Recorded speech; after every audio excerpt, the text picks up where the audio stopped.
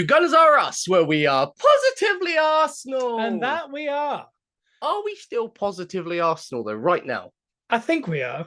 I hope we are. We are. I still feel good.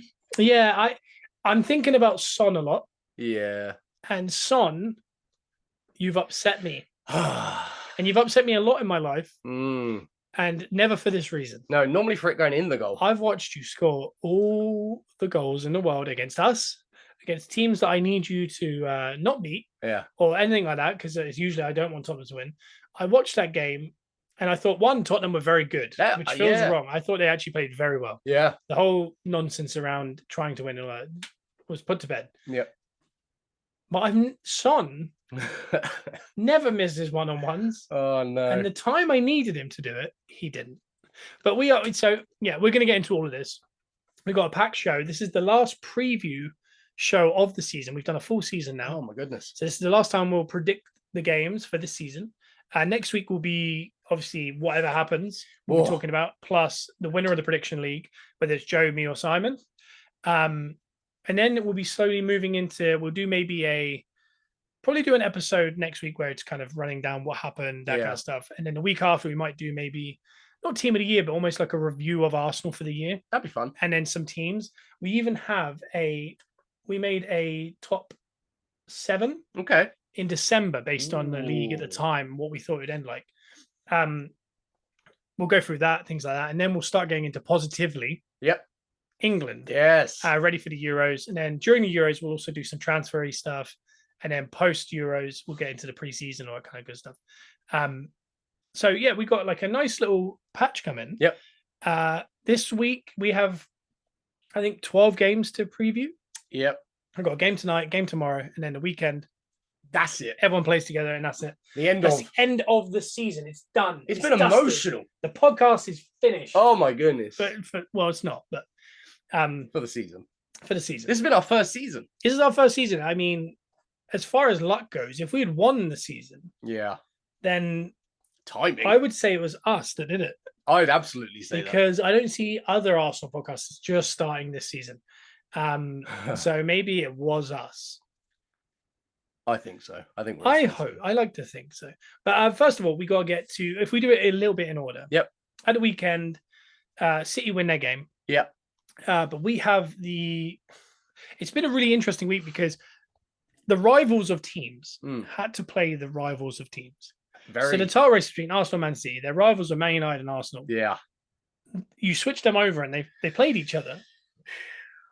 The narrative behind Man United Arsenal was completely down to Arsenal haven't won there.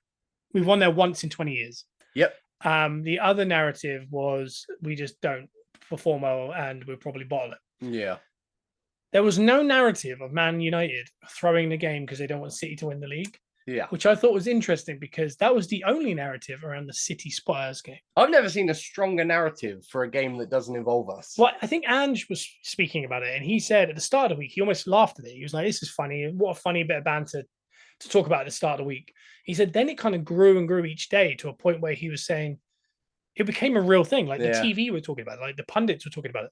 And I mean, you are riding a fine line between online banter and just the integrity of football. Yeah. Because there's no way, I didn't question Spurs ever throwing it. No. Because they're athletes and they couldn't care less about what the crowd thinks. Yeah. And a lot of them aren't that invested in the rivalry either. They're doing their job. I don't think there's a Spurs player from North London, so they're not that bothered. No. But that really became a thing. And I think it got to Ange because, as you can see with him during the game, he had that argument with someone in the crowd. Afterwards, he was annoyed. He'd spent a week talking about how Spurs have no trophies in their cabinet. Yep. And then he said that the structure is completely fragile inside the club and outside the club, as far as the fan base, to the inside, to the players, to whatever. And watching it, other than Son's miss, I thought they played really well. Oh, they worked hard. You know, and again, when you look at, I thought the two games are very similar to each other. So the Spurs game and the Man United Arsenal game. I thought Man United were the better team against Arsenal. Yeah. I thought Spurs were the better team against City. Yeah. But the two people that were challenging just won. Got the job done. They got the job done in some capacity. which I'm very happy about on our half. But I didn't genuinely think that Man United deserved more from that game and Spurs deserved more. It just came down to big moments because I think Højlund slipped when he had a very good chance. I think Son didn't score his chance. Yeah. But other than that, I think City had they had a penalty and the goal. Yeah. Other than that, I don't really remember them. There was that Højbjerg clearance that Foden, a really good save from Vicario. Yeah. I think Kulusevski got in once. Yep. And Son. I think overall a draw probably was a fair result. I think Man United Arsenal, the draw was a fair result. Yeah. But either way, we're at the same place. Man United and Arsenal win. The Arsenal one was really interesting because I thought that was the worst performance of the year. I didn't enjoy that game. And when you looked at the lineup of Man United, it really felt like, oh wow, we might finally win at Old Trafford. And we did. But that didn't tell the full story. We were very average. I felt weird after that game. Like even during it, it gave me a weird feeling. I felt spacey. I didn't know how to feel. I felt down. Even though we won, I felt sad afterwards. It was weird, and there was some iconic pictures at the end with the Old Trafford waterfall and Arsenal going in the rain with the crowd. Yeah.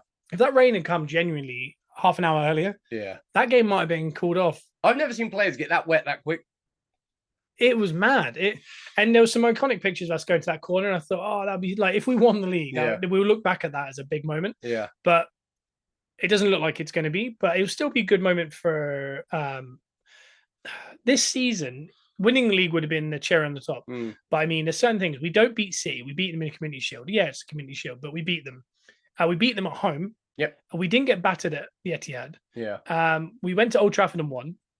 There's certain ghosts that we've managed to put to bed this year. Yeah. That same with Anfield. We didn't lose at Anfield. Yeah. These things are things that we haven't done before. So I'm happy that we've I'm hoping that as of next year, when we go to Old Trafford, the conversation behind the game is not all the week. They can't win here. Yeah. It'll just be the game. Yeah. Therefore, because the players, there's no doubt that the players, a mixture of the fear of bottling the league. Yeah. Mixed in with the fact they don't win on that pitch, has to have been what caused them to play so. A lot of pressure. Yeah, it was just. Albeit, they've exercised a lot of demons this season. Biggest one being that they haven't shown the pressure as much as last season. Yeah. Like in that run-in last season, the pressure really picked up, and you could tell, like games before the end. Like not 10 games out, we started to massively falter. Whereas that Man United game is the first time I've seen a little bit of pressure set in, but they've still got the job done. We've exercised demons across the board. Yeah, and the pressure set in 7 days out from the end of the season. And as always, by the way, I just want to remind everyone we're on TikTok, and Torini's, I think it says Nero. Hello, guys, all the way from Italy. Hello, Italy. I appreciate that. Yo, it's Laserbeam. I get this a lot. This happens on every week's show. And I appreciate it. I don't really mind that one. I think that's a nice little... We love Laserbeam. I like Laserbeam. Yeah, I don't know. I feel good about that. That's a good one. But yeah, so we've kind of vanquished a lot of things this year. It's not going to be enough by the looks of it. But the Invincibles are still going to be at the Emirates this week. Yep. Because it's 20 years on. Yeah. They're still going to do some kind of end of season thing. It's very unlikely we're going to be in any kind of end of. I always think when I look at it, I go, it's an end of season like split screen situation, but it's not. But it's only not because it's City. Yeah. If it was us and Liverpool or a human team. Yeah.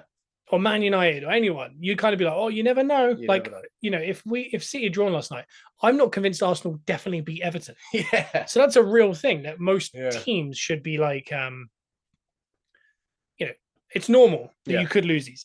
No one believes that City are getting anything other than 9-0 against West Ham. And I think that adds to the pressure being off on Sunday. I think this right now, out of everything that could have happened, is probably the best case scenario for the Arsenal team. It's the best case because there's no pressure, so they're just going to go out and play a good game and win. They just have to go win and hope for the best. Yeah. And nothing this season has been near perfect. Yeah. So regardless of Sunday, Invincibles in the house, 20 years on, big celebrations. Regardless of whatever happens on Sunday, we can celebrate the season. Yeah, and I think back to Liverpool having to deal with this for so long, and they're getting 90+ points so often. And we still think of Klopp's reign. He won that one championship. Obviously, he wins Champions League as well. But we think of that as a success that he managed to even get one off of them. Yep. And we can see as an Arsenal fan why that was such a success to even stop them winning one. We haven't, and my fear is obviously that we don't get this close again. Yeah. But we thought that last year. But last season, we thought with how well that went, are we going to? We thought it was a one-off. Yeah, we thought that was one-off. It wasn't. It got better. So Green Drip says Arsenal winning on goal difference, and this is the worst part is when we were really bad in December, January, like before the Dubai trip, Joe kept saying, "Oh, Arsenal are going to win on goal difference." I've got this weird image that they're definitely going to win on goal difference. Yeah. And at the time, that didn't make any sense because our goal difference was awful before we started beating everyone. Yeah. So it would be weird. I also said that we'd win the Champions League 1-0 against Barcelona in this kit, and Kai Havertz would score. So. Yeah, he's very wrong sometimes. Take that for what you want. That's my betting account shows the same. It's up and down. It's up and down. Bet responsibly. I like this TikTok. UK Crimes News. They say, "Are you twins?" We're not twins. No. Unless twins could be 7 years apart. And then we are. But we are brothers. Best performing team this season. Who do you think? You have to say Villa, but you'd also have to say Man City because if they go and win this league, whoever wins the league is the best performing team. Yeah. And it looks like it'll be City. But also not trying to be biased. I'd say Arsenal. I'm really happy with our development because if you remember the dialogue in the first half of the season was we're not as good as last year and we didn't like it. But then are we being kind of shadowed by our form since the Dubai trip? Yeah. Because is this a purple patch? Yeah. Or is it just we figured something out and they'll continue? Because every new season brings new things. Like City usually take a few games to get used to the new style. Is this style that worked so well since January to now? Yeah. By the time summer comes and you lose a couple of players, you bring in a couple of players, you have to then bed them in. Yeah. Then it takes you another 6-7 games before you get that down. So, like I said earlier, there's a very high chance you could lose a couple of games while trying to get that sorted. And in this way in which Man City destroy these leagues, if you lose a couple, you're done. Yeah. You have to get out ahead. And even Liverpool's case this year, 8 points out of all of us. Yeah. With 7 or 8 games ago. And then Arsenal last year was 7 or 8 points clear with 12 games to go. Yeah. They still managed to figure it out because every other team is human and we lose games and we win games and emotion gets involved. They're emotionless. They're soulless. They just win. And they are kind of corrupt. So it's a very difficult one because if Arsenal don't compete next year, I don't know who does. Yeah, we're the closest to any kind of competition they've got. We always joke that Man City are robotic. I don't think it's robotic. I think it's the fact they found a formula with the perfect group of players and they literally go out there and do what they're supposed to do every week. And they have that confidence that if they put into place what they know they can do, they get results. I think that's what Arteta and Arsenal found this season.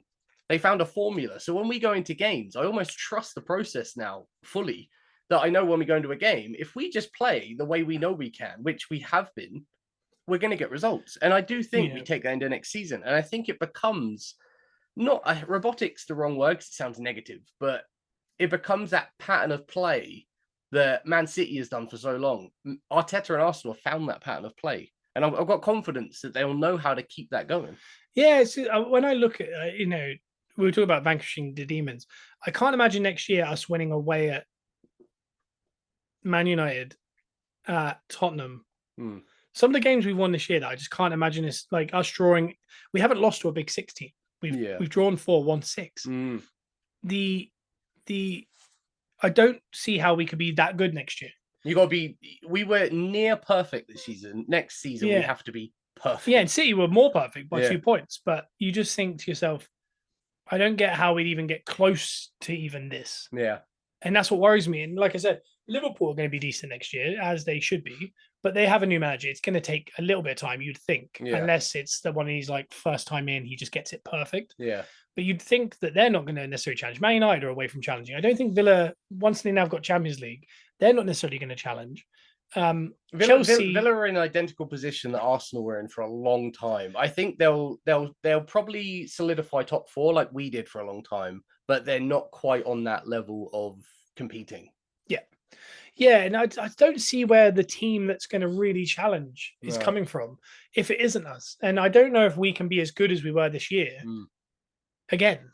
So other than City either getting charged Yeah. or City just bizarrely being poor next year for no apparent reason, which everyone thought might happen this year because the linger of the treble. Yeah. People thought they might struggle. Yeah.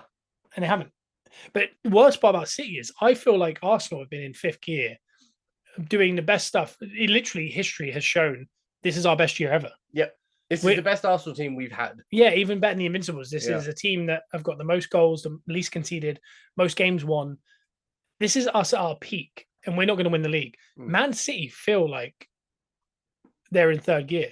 Well, as someone just said in the chat as well, worst Man City in 4 years. Yeah, it is, and they're still getting it done. And they missed Haaland for patches. They missed De Bruyne, and they're just robotically. And again, this goes back to our conversation earlier, which was there's a lot of talk around: do teams accept they're losing to City?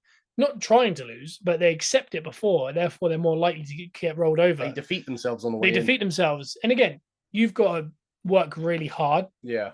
In Man City's case, you've got to work hard to put yourself in a position where people do that. Yeah. So they're reaping the rewards of what they've done. But I don't know. You almost feel like after two, like even when Man United won 3 in a row, you really felt like teams were trying to pick them off. Yeah. Like it'd almost be like a trophy to themselves if they could beat them. Yeah. Whereas that vibe doesn't come across. So I don't know if it's, Man United played in a very emotional, intense style. Yeah. Whereas City play a very robotic, controlling style, which sometimes they destroy you because you can't have the ball. Yeah. And therefore you just get kind of frustrated.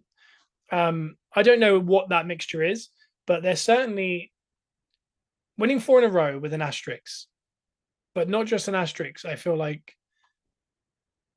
they aren't considered better than some of the teams of the past, simply because of the style of play. Yeah. But I don't necessarily think that's their issue. Yeah. Because their issue is just to win. Yeah. But no, next year I don't know. I can't imagine us being as perfect. So I think City win this by February next year. You know what? Do you know what I mean? I just don't see anything but a City. And thank you to Razana 297 for a gifter badge. I appreciate that. Thank you very much. No, I'm going to have confidence next season. I think we trust the process. That's a funny saying because we've been saying it for a while. But I think the progression is obvious. And Arteta said he wants the league within 5 seasons. And next year is that 5th season. And if we're trusting the progression and how it's gone so far, we have gradually progressed season by season by season. Next season's the 5th season. That's the season we win the league. We're 1 season ahead. Well, we were almost 2 seasons last year. But yeah. I think last year it doesn't, even though we were ahead for so long, it was just a weird thing. It felt like a fluke. And we didn't know how to see out a season, and we didn't. Yeah. And we did it very badly. Whereas this year, I feel like it was in the margins. It was, everyone's going to say Villa away. But I mean, you can't win 17 from 17. No. You got to draw and lose. Like City even drew 2. We just drew and lost. So we missed out on the point, essentially. Yeah. It's not normal to just win 19 in a row or something like that. So I don't know if it was possible. So that Villa game is like, yeah, of course, if we won that, then we win the league. But I think if we won that, the pressure we would have been top. Yeah. And that pressure might have shown at Old Trafford. So I can't, do you know what I mean? Whereas I think the Fulham and West Ham at homes, even getting a point from the West Ham one, might have just put enough tightness in the league that it could have done something. Again, I don't think we'll be this perfect next year. No. I'm just hoping something happens with City. Yeah. But I just don't see anything coming. There's talk, as someone said in the chat, if Arteta doesn't bring a trophy in next season at least, is he gone? Yeah. I don't think he's gone, but I think there's conversations. There's conversations, but are those conversations more like online? Like, because I think what he's done with the club, trophies or not, he's brought trophies in already. I think what he's done with the club is much bigger than bringing trophies in at this point. Like, we're literally competing for the league. We're in the Champions League. We could have moved on in the Champions League if it were not for shady decisions. I know that sounds delusional, but those are question marks. And I think everything he's put in with the club turned it into a great club again. That's much bigger than winning trophies. It's like what Klopp did with Liverpool. Liverpool were a team that were kind of outside of Europe, not really doing much. And he turned them into the force that we all remember Liverpool for being. Regardless of if he brought trophies in, if he'd moved on without trophies, they'd look at that Liverpool club as a big force again. Arsenal are a force again, and I'll take that. I'll take that over trophies any day. I genuinely, a few years ago, when he said that after 5 years he'll be challenging in the Champions League and winning the league, I couldn't understand how that would even really happen. No. But I kind of resigned my facts to kind of, will never ever challenge for the league again, because Man City are there, Yeah. Liverpool are there. Yeah. There's teams like Man United who have all this endless money essentially because of how big the club is. Yeah. They'll come good again. Chelsea will come good with all their money. Newcastle now have more money than everyone in the world. Yeah. They'll eventually come. And I was like, I don't get how we even get top 4 ever again. So let alone challenging. So the fact that we challenged has surprised me massively. But that's what also worries me, is all those things are still coming. Yeah. And getting this close hurts even more potentially, because you're like, but in the next 2 or 3 years, Newcastle might be winning it every year. And then City is second, and Man United find everything back, and they're spending the money that they're making. They're always third. Yeah. And then Arsenal, Tottenham, Liverpool, Chelsea, and these guys are all just fighting for top 4 for the next 20 years. Yeah. That's what probably makes it a little bit harder to take, because you're like, this could be the last go before all the Saudi money and all that stuff takes over and we have no chance ever again. But I just want to say as well, someone said in the chat, shady decisions with question marks. Everyone gets shady decisions. So it's not, I'm not saying that we're hard done by any means.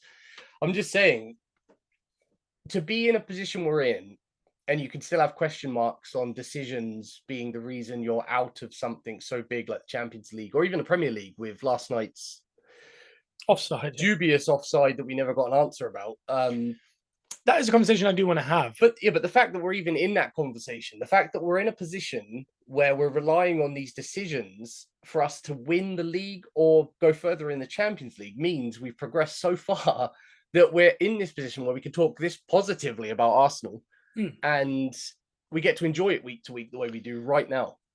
Yeah. And I take that over trophies any day. If we're in the conversation for trophies and we don't win any, I'm fine with that, because it's all about the journey. Like you said, that hour of celebration after you win the league goes away. The whole season is what you enjoy. And the reason that we get to sit here week to week and talk so positively and be this passionate again, because there were years there where you couldn't be as passionate. Yeah, you couldn't enjoy it. You were kind of sad after games. Whereas now we get to really invest again. And it's like being a kid again. Yeah, it really is. And going back to what you said about the offside last night, the question I have about the offside is, I don't know if it's offside or onside. That's what annoys me. Yeah, the thing is, people have done the maths that the VAR use, which is taking the point from the axis and you do the lines over. They've done it, and he's offside like marginally. Yeah. But again, they might have that math slightly wrong to how VAR do it. Yeah. So he might be onside. The question I have is, if anyone watched the Villa versus Liverpool game, there was 6 goals, and there was about 3 that were given as offside or whatever. They checked every goal for like 5 minutes. It takes them 3 or 4 minutes to get the lines up. It takes time to actually figure out the math and do it, which is crazy. They use that formula and not just sensors like they were offered, and then they're going to use them next year. But it takes them a while. They checked every single goal, even when you could see he was a yard offside or onside. They still got the lines up. Last night in that game, there is a very tight decision on De Bruyne before the Haaland goal. Yeah, they don't check it. And that's they definitely didn't check it. My issue is not, they check that Tottenham win the game, Arsenal. It's not that. My issue, it has been on the podcast all year, is the inconsistency of how they do VAR. Some games you watch, they check every single goal. Some games they're like, oh no, it's fine, and they just crack on. The issues are, why can't we just be consistent? Check every goal, or don't check every goal, or say, if it's clearly a yard on, we just don't check it. Yeah. But that no one could look at that last night, because I looked at it when they showed it and they stilled it. I was like, oh, he's marginally offside, and the commentators go, oh, he's miles on, and I was just like, what are we looking at? Yeah, it's almost like they're hearing the VAR aren't checking it, and they just have to kind of tell you. That's what I want to have cleared up next year, is that they check everything, because I mean, the rules they have, like Liverpool's goal with Spurs, that they've made a mistake, and once the whistle goes, they can't go back. It's like, just use common sense. Just blow the whistle and go, sorry, we got that wrong. It's a goal. It's the pressure. They feel the pressure of how long they take over things. It's the pressure from the media. It's the pressure from all angles. They need to, as officials, your job is to officiate the game. Pressure shouldn't be an issue. All you have to do is go out there, do your job. And if each VAR decision takes a certain amount of time, you take that time and move on. Yeah. Like, as long as it's consistent game by game. And so I feel like they did that so much in the Liverpool Villa game. there was a consensus the next day that they didn't want to take as long. Yeah, so they very quickly rushed that. Jason says VAR feels like a blank check for potential manipulation of a result. It does to an extent, but I don't like. Obviously, I don't believe there's a conspiracy or anything. I don't think it's like Son match fixing. I don't think these things are real. My issue is just be consistent. I think everyone will be happy. Like if Arsenal come 10th next year because they're more consistent with VAR, and you get proper, definitive answers, I'll be happier with that than if we get a million bad decisions that go our way and we win the league. Yeah. Obviously, I'm still going to enjoy winning the league, but I'm going to be like, I'm still going to say the same. I'm saying the same thing based on decisions that were given for us this year on this podcast. I just think the game will be nicer once it's smoother, and they've got this video technology now, which should end all this. The debates are bigger now because of things like, if Monday was 0-0 and they didn't check anything on VAR, they probably check that one and we have a conclusive answer. Yeah. Because there were so many checks and it took so long and people spoke about it, no checks. Yeah. That's the issue I have. Again, football's football. I think Man City were probably going to win that game. Yeah. Son had an opportunity to do it. They didn't get it. And again, it's not an excuse to that. My problem is I just rather VAR got better. It's consistency and communication. Yeah. Like, I'm not angry that they scored that and it might have been offside or onside. I just would have liked an answer, clear answer. The speed at which they determined that was onside was far too quick for them to even. Well, we know they didn't do a line. They know they said they didn't do it. They definitely did. So what they needed to sorry, I was going to add, Josh just say clear and obvious is what VAR is there for. Yeah, and I get that because obviously, that last night, most people saw that and went, yeah, it's fine. Cool. Yeah. I'm happy if that's the case. But what I'm saying is I reckon out of 100 games, 100 times they should say, yeah, that's okay. Yeah. The problem is if you put that exact goal in every game this weekend, 5 of them, they'll check it with lines. 5 of them, they won't. Yeah. Just check everything. Like Josh says, don't check it. They're not there to check everything. I get that. But why check clear onsides for 10 minutes the night before? That's the lack of consistency. That's all I'm saying. I'm not saying they're right or wrong. I don't know. But I just think as long as you're consistent with how you do things, because it's no different to if the police stopped someone and they decide that's a fine for whatever the issue is, speeding, and then going, do you know what, this guy I'm going to fine £100, this guy I'm going to fine 20 quid, this guy don't even stop. That's just not how it works. You have laws of football, stick to them. But they don't. And that's something that will definitely be talked about during the Euros, because I bet Euros will probably have it done very well. Yeah. Like the Champions League, they have it figured out. And again, next year with the censors, it will take all this because the censors are instant and they're done on every goal. That's all I want. I just want clear answers. And then next year we'll have to figure out what is actually a red card and a penalty. Yeah. We'll figure out. But no, I as far as decisions against Arsenal for Arsenal, I don't know. But please be consistent. Yeah, that's what we want. What we do, we're going to get on to the last ever predictions for the season of the 23-24 season. And that'll be after this short break from our sponsors from SeatGeek. Shout out to SeatGeek for sponsoring. We recently became a brand ambassador for them. SeatGeek is a ticket app that takes confusion out of buying tickets. They have a 0 to 10 score on each ticket to know if you're getting a good or bad deal. Green is good, red is bad. Plus, our listeners get $20 off their first ticket purchase with our code TBA Wrestling. Click the link in the description to download the app. Remember code TBA Wrestling. Thanks again to SeatGeek. Thank you from SeatGeek. I like the idea that on TikTok, they do not hear the music, nor do they see the ad read. So it's just us bobbing along to nothing. And we had to do that because the first week we did it, I think everyone thought we'd frozen, like the TikTok had frozen, because we just sat here very still. Jason says interlude music plays. If you listen to the podcast, which is on iTunes and Spotify, you'll hear the ad read for SeatGeek, which is a little graphic that appears like here. Exactly. And for you on TikTok, I'll tell you that if you want to go to SeatGeek and get your $20 off your first purchase on tickets, go and put the promo code in TBA Wrestling. That is ours. So if you said awkward silence, that's just our lives, really. Awkward silences. Always. That's what we do. You got to live in the awkwardness, though. You got to live in the silence. It's all about living in that awkward silence. Enjoy it. So, in my really professional sheet. That's lovely. Look at that. Look at that. What do you think of that? We should frame that. Hey. So, at the start of the season, myself, Joe, and Simon, who is away in New York currently on the, I'm going to say Broadway. Yeah. But he's doing a musical. Wrestling musical. Yep. So he's still sending in his predictions, but he hasn't been able to be on the show. This week, this past week, he got the most points. Ooh. He got 7 out of 11. And you and I got 5. Okay. So going into the last week where there could be a 12-point swing. Sophie says she wishes you in New York. New York is nice. Yeah. I think he's off to Atlanta for the next show. Is he? Simon's now on 155 for the year. Okay. I'm on 160. Okay. You're on 164. Oh. So it means technically every single person is in it. Oh my god. So I feel like I bottled it. Well, there's you did have like a 15 to 20 point lead.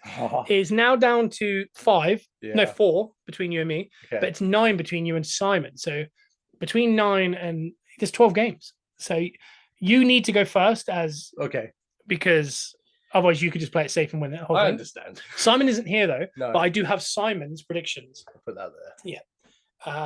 Or did you want that there? Yeah, I need that there. Okay. And I need to keep my pen with the phone and the book there. Yeah, I have to use a pen to write down the results. Old school, I like it. And on TikTok, they believe I'm vaping, so they cancel the live sometimes. That is in fact a pen. It's just a pen. I'm writing with a pen. I don't want to put it in the shot because they don't like it. It's in fact a pen from Many Tears Animal Rescue. It is, yeah. It is for all your adoption needs. But hey, it's for hitting 500 adoptions. I got this pen. That's fantastic. Anyway, it's not exactly that, but it's close. It's for Christmas, I think. It was for Christmas. I know how many adoptions I've done though. Ah, really? That's a good. I should have kept count. Yeah, I'm over 400 now. Are you? 400 dogs I found homes. Well, tomorrow I'll be going into the office and looking through all my adoptions. You go for the video. I went for a phase where I genuinely did. I did 8 a day. Oh yeah. For like a month, and that really took the tally up. Arsenal win nothing this season from Roadrunner. Interesting. Okay. Yeah, it is a sad time, Jason. Vape is more recognizable than a pen. Weird. Crazy.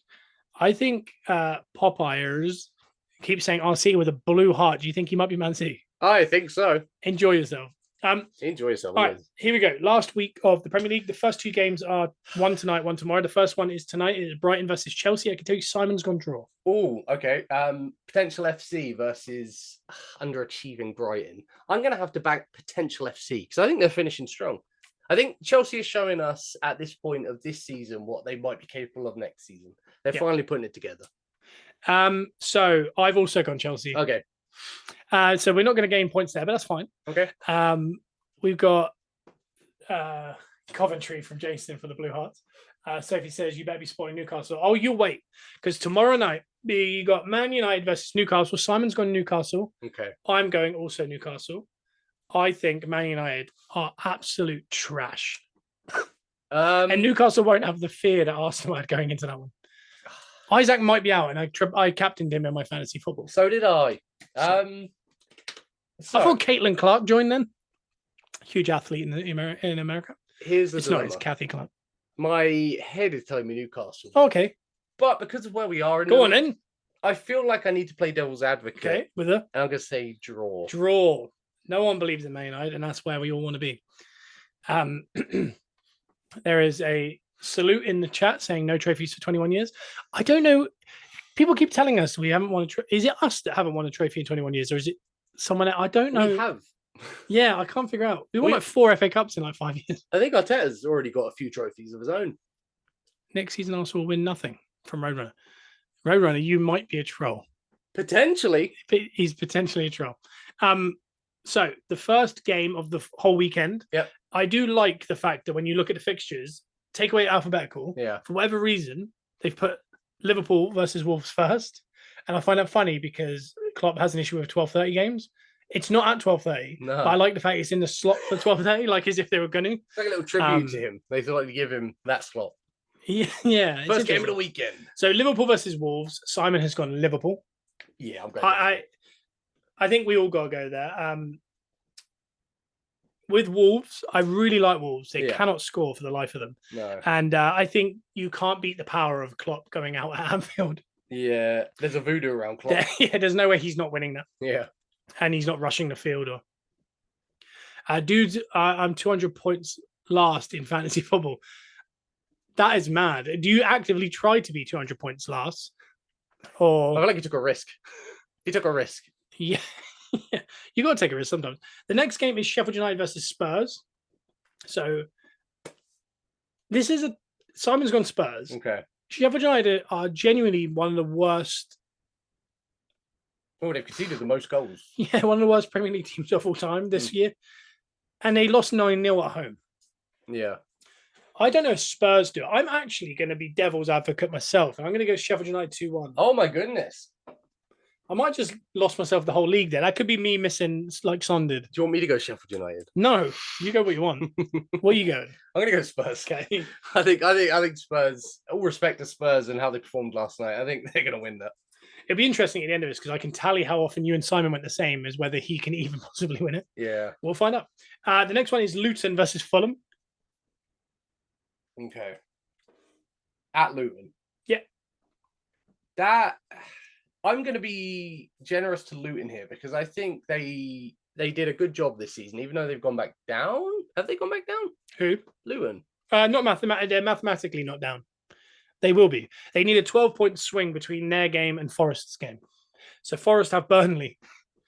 So Burnley, they got to lose to Burnley 6-0, and Brighton have got to win that. Luton have got to win that 6-0. Because we are somewhat positively Luton, I'm going to back Luton there, and they win 6-0. Okay. Simon's also gone Luton, obviously. Yeah. And then I've gone draw. Okay. Because I think Fulham are flying kites. Yeah, they are. And they're kind of gone. I think they just accepted where they are. Yeah. But Luton, last home game in the Premier League, that crowd's going to be up. Yeah. But I just don't know if it's enough. I don't think they have enough quality to beat Fulham. Probably 5-0 then. So the horrible last game for the Man United for the season is away to Brighton. Oh. Simon's gone Brighton. Yeah, I'm going Brighton. I think Brighton win that. Welbeck just re-signed as well till 2026. I am going Manchester United. Fair. Because they have this weird ability to win those games. Yeah. Do you know, again, like I said about Wolves, Brighton struggled to score. Yeah. And that is an issue. Like if you watch Villa at Brighton were a slightly better team than Villa, but they didn't really give away many chances, but they scored their one chance. Yeah. Man United will create chances, I think, if they're all fit. But the problem is, are all those players just waiting for the FA Cup final and he's not going to play anyone now? They're already on holiday in their heads, like. Yeah, it's weird. I'm going to go Man United just because I really want to try and win. Man City, West Ham.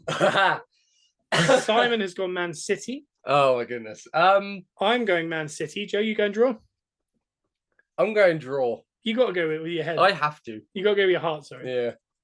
The next game is Arsenal versus Everton. Okay. Arsenal. I don't think we've ever gone against Arsenal this season, which has actually done all right for us, weirdly. We'll kind of mention the City and Arsenal games right at the end, but we'll get through the rest of the predictions. Brentford versus Newcastle. Simon's gone draw. I think that's a Newcastle win. I'm going to go Brentford. I like there's some swings here. There is some swings. The next one is Palace versus Villa. Okay. I think Villa might be hungover still by the time this goes, and I think Palace win this. I think Ollie Watkins is still sad as well about Arsenal. He was very sad in that picture. Simon's gone Palace. I've gone Palace. What are you thinking? I'm going to go Villa. Villa? Why not? Not even a draw? No, let's just see what happens. Okay. Throw it all in the mix. Last day. Now we got Burnley versus Forest. Okay. Simon's gone Forest. I'm going to go draw. I'm going to go Forest. Okay. And then the last game is Chelsea versus Bournemouth. And you've gone, Simon's gone Chelsea. I'm going to go draw. Okay. I'm going to go Chelsea. Okay. Okay. We've made it interesting. This is the last prediction league. Forest for the win from Jason. Do you go live any other days of the week from Jason? We don't technically. We every single week, Wednesday, 10 a.m. Yeah. But we, if there's a team news, sometimes we'll jump on. If there's a crazy win or a loss, we'll jump on. I think as of next season, we're definitely going to do a lot more lives. Yeah. And we might do lives. Oh, what's on my head? If I'll say this, if you're just listening to this on iTunes or Spotify, on TikTok Live, something just appeared on my head. What was that? It wasn't in real life, so don't panic. Don't fret. That. Don't have to write into the secretary here at Gunners R Us podcast. Yeah. Because we have a big setup here. It's all right. It's gone. It's gone. The lives, we're definitely going to go live more. I think we're going to do it separate to the podcast because I think the live interaction is really good until the podcast starts because we then have to an iTunes and Spotify, you don't want to hear us constantly just answering random questions all over the shop. Whereas a live, we should interact more. So we'll either do that or we'll go live before we do the podcast. Then we'll just do the podcast separate. And people can watch on if they want, but we'll do a good hour before. Yeah. The other one is maybe every Arsenal game trying to go live for the hour build-up. Oh, yeah. So therefore you do around 50 shows a year. We go live. Yep. And then for every match as well. Yeah. Because this doesn't ever correlate to a match. Yeah. So therefore you do about 100 lives. So we only found the TikTok, like, what was it?